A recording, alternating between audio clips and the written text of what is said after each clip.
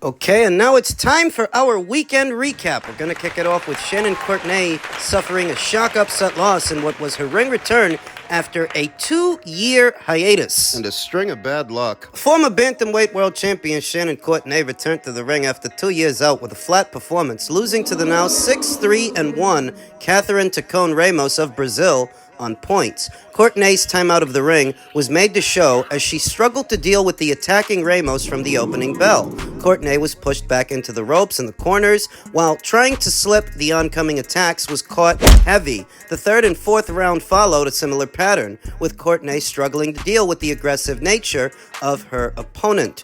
Courtenay dug deep in the fourth. It's really not a good idea to put a fighter in. A fighter who's been out for a long while with a physical opponent, an aggressive opponent. Might sound like a generic observation, but a physical opponent is going to put pressure on the fighter they haven't had to deal with in a long time. It's tantamount to having to work on a deadline for a fighter who hasn't fought in a long time. Well, who should they have put Shannon in there with? The third and fourth rounds followed a similar pattern, with Courtenay struggling to deal with the aggressive nature of her opponent.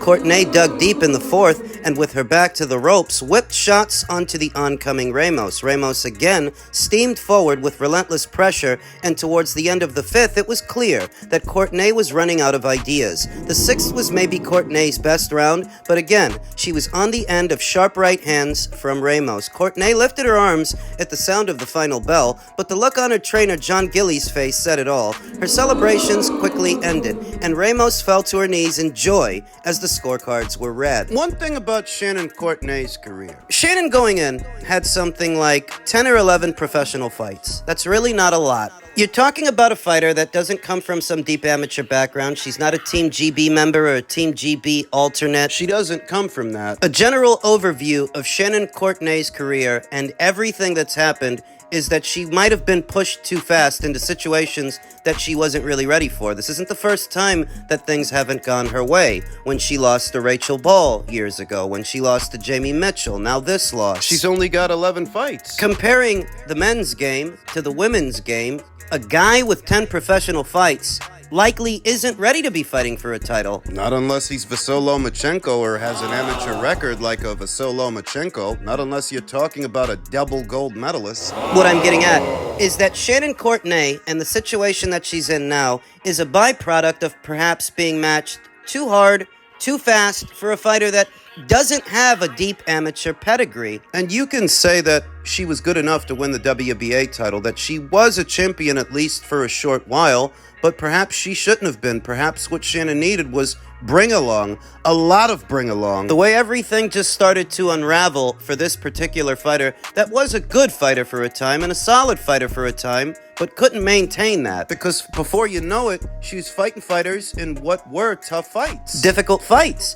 And for a fighter who's only got 8, 9, 10 fights, sink or swim. That's what it was, and I think it's over for Shannon. I mean, I do. This was an opportunity for Shannon, if she had taken care of business, to maybe get something going with Boxer. Boxer does have an affinity for using former matchroom fighters like Joshua Buatsi, Lawrence Okoli, Savannah Marshall, so on and so forth. Shannon Courtenay. This could have, theoretically, been the beginning of a relationship with Boxer. That's dead. And I saw Charlie Parsons' interview with Shannon ahead of the fight, and she's been through a lot. She's emotional. This just compounds. Makes it worse. The longer you're out, the harder it's going to be to come back. You don't need to be Bert Sugar or Larry Merchant to know that. She ain't got it anymore. In what feels like the last gasp of Shannon Courtenay's boxing career, I had hoped that she could get something going with a major promotional outfit behind her, because that would bring the attention back to the bantamweight division, but she lost. There's nothing else to say. If you can't handle a fight with a Ramos, you won't be able to handle a fight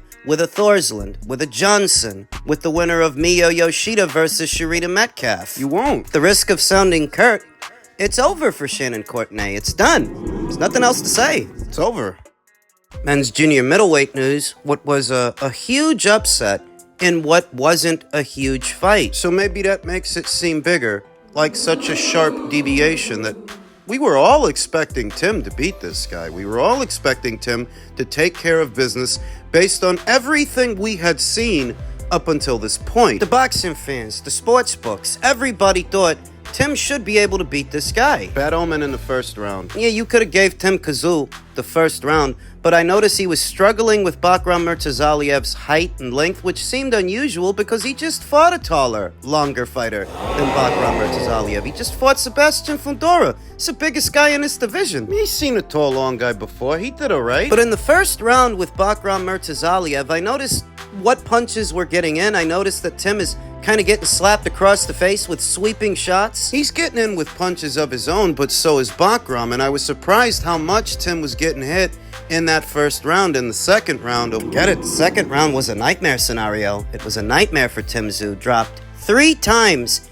in the second round. Three. Bakram Murtazaliev was having a lot of success landing his left hand, the left hook. If you pay attention, that's a punch he consistently landed, and that's a punch that consistently did a lot of damage in the exchange. Was it that Tim Tszyu was too aggressive at the start, to come forward, underestimating Bakram Murtazaliev? That Bakram was too tall, too long. And I really don't think it was any of those things. No, Tim has been in there with volume punches before, more than one. Aggressive guys, durable guys like Takeshi Inui, Brian Mendoza. He's seen aggressive guys before. He's been in there with a guy who's taller than he is and longer than he is, in Sebastian Fundora. And he did way better with Sebastian Fundora than he did yesterday. Yesterday, he looked like a punching bag. I don't think it boils down to the tail of the tape, and I don't think it boils down to the guy's style, because he's seen all this stuff before. Then what the hell happened?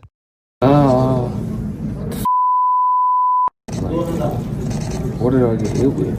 And couldn't regroup, and I don't know, man. Just shit doesn't go your way, and you just have to bounce back, you know. Like, I was positive after the Fundora, but I got to find more answers with this one, you know. Like, this didn't go according to script. It was a little bit different. I felt unbelievable, I'll be honest with you. Felt unbelievable. I had a great prep. So he got me, man, and it was a better man on this night, and we live and we learn. Thanks, guys. And cheers. Thanks, Timmy. What was so different about yesterday? What changed for Tim Tszyu? What? I see people saying that he's just another hype job that got exposed, that he was never that good to begin with, and I don't agree with that, because he's seen his stuff before. He's seen aggressive volume punches before. He's seen a guy who's got a bit of height and a bit of length. He's seen all his stuff. He's fought more of the somebodies in this division than Bakram Murtazaliev. Going in, the best guy that Bakram had ever fought was a 37-year-old Jack Colquet, and it took him something like 10 or 11 rounds to get rid of him. How the hell does a 37-year-old Jack Colquet end up doing better against Bakram than Tim? Is it that Tim was never really that good? And I don't agree with that. I don't. My diagnosis, my opinion. If you want my opinion, I can only tell you what I think. And if you want my opinion, you're here, so I'll assume that you do. Tim's taken his eyes off the ball recently. That's how it looks. That's how it feels. It feels like You had your mind on other things. I'm reading reports that this guy wants to relocate, move from Sydney, and base himself out of Vegas here in America. I think Tim spent a little bit too much time trying to rub elbows with the Americans, which took him away from what got him here in the first place. Story was he wanted to base himself out of Vegas because of the sparring. Because of what sparring partners he'd have access to in Vegas as opposed to Sydney, and how that might help to improve his boxing. American boxers suck. I'm just gonna come right out and say it.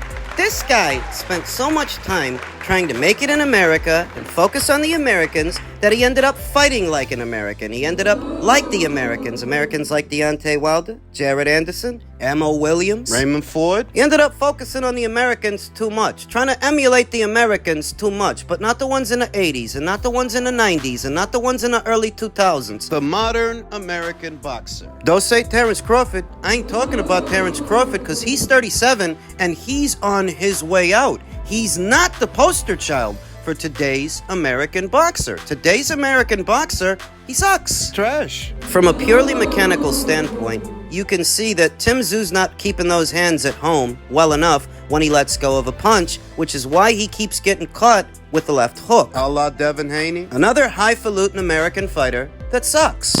So different about Tim now than before, when he was building himself up, when he was coming through. What changed? Well, he spent this camp in Vegas. That's different. He's been spending more and more time in America, among the Americans, trying to make it in America. That's different. Trying to impress the Americans. And how many times have I said, this is not your father's era of boxing, so maybe it was the mecca of boxing in previous eras, producing the best fighters in the world, but not anymore. You stay around these guys too long, you're gonna lose like these guys. They're losers. You're enamored with an image of the American boxing scene that no longer exists because the postmodern American boxer sucks. Terrible. Big talkers that are not big doers. This is who you want to impress. You were doing just fine in Australia, developing fight by fight, amassing an audience. Everything was going right, and you're the one that changed it because you wanted so badly to impress the Americans. Ain't no goddamn good anyway. I don't think it's as simple as a technical issue because I've seen Tim with aggressive volume punches before. He protected himself way better against Brian Mendoza. And we all know what can happen to you if you don't protect yourself against Brian Mendoza. Ask Sebastian. Tim dominated that guy for 36 minutes, for 12 rounds. Didn't get hit with no stupid punches like Sebastian Fundora. Protected himself well. Where'd it go? His defense, his ability, everything. Where did it go? Been hanging around those losers in America. That's where it went. That's where it is. What's different about Tim Tszyu now that wasn't that way before? You've been spending too much time in America. That's it. And that's what's different. The way he's been talking, the way he's been acting, the way he's been moving. Too much American influence. Those Eastern Bloc fighters like Bakhram Murtazaliev from the former Soviet Union, these are no-nonsense characters. Tim used to be like that. He gets around Al Heyman and his PBC bums. That stable of scrubs, and you see what happens. You see. That's what's different. That's what changed. It's not that Tim wasn't a good fighter. It's not that Tim was a hype job. It's that you spent too much time trying to impress losers. You became one yourself. I ain't no cockeyed optimist. I'm an old cynic. And unfortunately for Tim Tszyu, I don't know that he recovers from this. Honestly, I wouldn't bet on it. He got demoralized. He got humiliated. He's never gonna be as confident. He's never gonna throw with the same conviction after getting beat the way that he got beat. Annihilated. He isn't. Even worse psychologically, that it's all of his own doing. You set these events in motion. I was never a fan of Tim's partnership with the PBC, a promotional outfit in boxing that is more concerned with branding than boxing. Than boxers. Over the years, I've made no bones about it. Their philosophy and how flawed it is. Hanging around those losers, you became one yourself. Tell me that lopsided beatdown yesterday didn't harken back to Errol Spence Jr.'s one-sided beatdown. Last year, Stephen Fulton's, Deontay Wilder's. He looked like a PBC guy yesterday. You wanted so bad to get in good with the Americans that you finally did. You lost like they lost. Pisses me off because from the moment Tim Tszyu jumped into bed with these people, it was with the intention of landing a Jermell Charlo fight for the undisputed crown. Tim was his mandatory, and when he saw that they didn't deliver on that promise, that should have been the first red flag. That should have been it. I told you, Jermell Charlo had no intentions of fighting him, and they weren't gonna deliver. It wasn't gonna happen, and it didn't. But he keeps doing business with these people, and it has an adverse effect on his schedule, his career. He was supposed to make an appearance in Vegas earlier this year, all centered around a rugby league event that was landing in Vegas. That ends up getting postponed because they couldn't finalize the Erickson-Lubin fight. Erickson-Lubin becomes Keith Thurman. They didn't save the date, by the way. He wasn't able to have the fight when he was originally supposed to have the fight. Because they couldn't get him Lubin, they offer up Keith Thurman, Who then becomes Sebastian Fundora at the very last minute. Is it a coincidence that he ends up fighting the exact opposite of what he was training for? You were training for an older, smaller fighter moving up in weight who's an orthodox fighter. You end up with a taller, longer fighter who's a southpaw. This is a coincidence. I've been saying it for a while now. They've been trying their best to catch Tim Tszyu with his pants down. Are you blaming the PBC? No, I'm blaming the decisions he made. The decisions he made that put him on a path that led him here. You don't end up losing to a Bakram Murtazaliev. You don't end up opposite the ring, that fighter, if you don't end up losing to Sebastian Fundora earlier this year. You don't end up with Fundora If you hadn't accepted Keith Thurman. You wouldn't have accepted Keith Thurman if you weren't trying so hard to get an Erickson-Lubin fight. I mean, these fights that they were planning for Tim were not opportunities for Tim. They were opportunities for their fighters. Not him. An opportunity for Erickson-Lubin to fight for a title, an opportunity for Keith Thurman to fight for a title, an opportunity for Sebastian Fundora to fight for a title. These were not opportunities for Tim. They were opportunities for them. Could he not see it? That you don't end up in the situation you ended up in yesterday if you didn't accept those other situations beforehand. You put yourself on this path, so this is what happened. The sad part is, it didn't have to. The moment that Jermel Charlo decided to ditch you and move up in weight to fight Canelo Alvarez, when you were elevated to WBO champion, you should have took your belt and ran. Maybe you run over to the top rank side of things, and maybe you go to Matchroom. Since they have a good number of Australian fighters they're promoting, you could have went over there. I saw Lou Dembella's reaction to the fight, and I couldn't help but agree. Lou Dembella said, perhaps the worst career decision-making for a star-level kid ever. Horrible promoter, manager, corner judgment, both, in allowing Tim to continue in the Fundora fight and following that with a beast like this guy who brought no gate or name recognition to the fight. You don't end up opposite the ring, Bakram Murtazaliev, if you don't lose to Sebastian. You set these events in motion based on what you were willing to accept. All to impress the Americans. Another fighter who has the following that Tim had in Australia in their own neck of the woods. They don't go out of their way to leave home base, travel to America for fighters like Terrell Gausha, a washed-up Keith Thurman, a Sebastian Fundora who was coming off a violent knockout loss. This is what you're leaving home base for? Accepting this is what put you on the path to Bakram Murtazaliev. It's not saying that he may not have ended up fighting this guy anyway at some point down the line, but not under these circumstances and not with this mindset. It's a gross oversimplification to look at yesterday's shock upset loss as being solely a technical issue. It was more than that. Think about it. The punch that Brian Mendoza landed on Sebastian Fundora that took him out, it was a left hook. Coincidentally, he wasn't able to land left hooks like that on Tim Tszyu when they fought. Tim dominated him for all of 36 minutes, all 12 rounds. He ain't got left hooks bouncing off his head. He ain't getting hit with stupid punches in between his combinations when he fights Brian. But he spends a bit more time in America, among the Americans, and all of a sudden, he's a punching bag. Can't see the left hook coming. Constantly getting caught in between his combinations, in between the punches. Can't defend against the left hook all of a sudden. This exposure to the American boxing scene had an adverse effect on Tim Tszyu's career. You build up a fighter in the UK to where he's got a homegrown audience. You don't ship him out to America. You build up a fighter in Japan. He's selling out. You don't export him to the United States. So what the hell were Glenn Jennings and George Rose thinking? I've long been critical of this relationship with the PBC, and it seems that it has finally come to a head. One event after the other set these events in motion. That's how I see it.